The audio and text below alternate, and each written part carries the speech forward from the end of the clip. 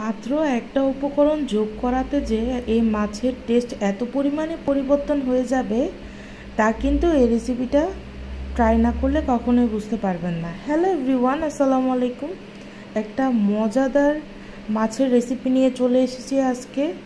তো এখানে কিন্তু আমি পাঙ্গাস মাছের টুকরোগুলোকে দেখাচ্ছি। আজকে পাঙ্গাস মাছ দিয়েই রেসিপিটা হবে। কার কার পছন্দ বলেন তো। তা আজকে রেসিপিটার জন্য কিন্তু পাঙ্গাস মাছের যে চামড়াগুলো আছে সেটাকে খুলে নিয়েছি। আপনারা চাইলে রাখতেও পারেন, কারণ পাঙ্গাস মাছের চামড়াটা অ্যাড করলে আর কি মাছ রান্না করার পর এটা একটু তৈলাক্ত হয়ে যায়।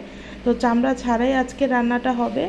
আর এইটার এত দুর্দান্ত একটা স্বাদ, বাট রেসিপিটা খুবই সহজ। প্রথমে পেঁয়াজ আর রসুন বাটা নিয়ে এটাকে একটু কষানো হয়ে গেছে, ভাজা ভাজা করা হলো। দেন তেলের মধ্যে পরিমাণ মতো হলুদ মরিচ আর ধনিয়া গুঁড়া দিয়ে এখন মশলাটাকে ভালো মতো কষাতে হবে। এটা আপনাদের মাছের পরিমাণ অনুযায়ী মশলাটা দিবেন।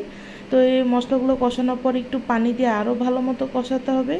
কষানোর পর তেল উঠে আসলে এরকম, তখন দিয়ে দিতে হবে মাংস রান্নায় যে আলুগুলো ব্যবহার করা হয় যে সাইজে, ওরকম করে বড় বড় টুকরা করে আলু। তো এই আলুগুলো দেওয়ার পরে একটু কষানোর পর দিয়ে দিতে হবে টমেটো। আমার ফ্রিজে ছিল টমেটো, তো এটাকে কিউব করে কেটে 4 টুকরা করে টমেটো দিয়ে আর একটু পানি দিয়ে এটাকে এখন ভালো মতো কষাবো। তারপর দিয়ে দিলাম স্বাদ মতো লবণ। তো লবণ দিয়ে এটাকে একটু কষানোর পর আরেকবার পানি দেওয়া হয়েছে, দিয়ে আর একটু ভালো মতো এটাকে কষানোর পরে এখন কিছুটা পানি দিয়ে এখন মাছটা কিন্তু অ্যাড করে দেওয়া হচ্ছে। হ্যাঁ, তো বেশিরভাগ মাছেরই দেখেন এখানে কিন্তু চামড়াগুলো ছাড়ানো হয়ে গেছে আর কি। চামড়া ছাড়া করেছে আর 2-1টা চামড়া রাখছে। তো মাছটা দেওয়ার পর সুন্দর মতো কিন্তু এখন মাছটা রান্না করা হচ্ছে।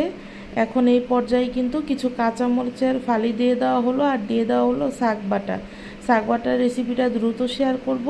আর এখানে এই মাছ রান্নাতে কিন্তু ভাজা জিরার গুঁড়াটা একটু বেশি লাগবে, তো 1.5 চামচ পরিমাণ দিয়ে আম্মু এখন এটাকে সুন্দর মতো রান্না করার পরে কিছুক্ষণ 10 মিনিট এরপরে দিয়ে দিয়েছে আর একটু পানি। এটা ঝোলঝোল করে যেহেতু একটু রান্না হবে।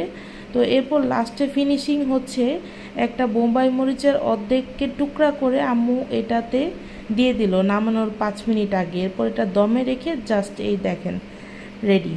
এই একটা উপকরণ মাছের স্বাদকে পুরো চেঞ্জ করে ফেলবে। সো আজকের ভিডিওটি এই পর্যন্তই। Thanks for watching.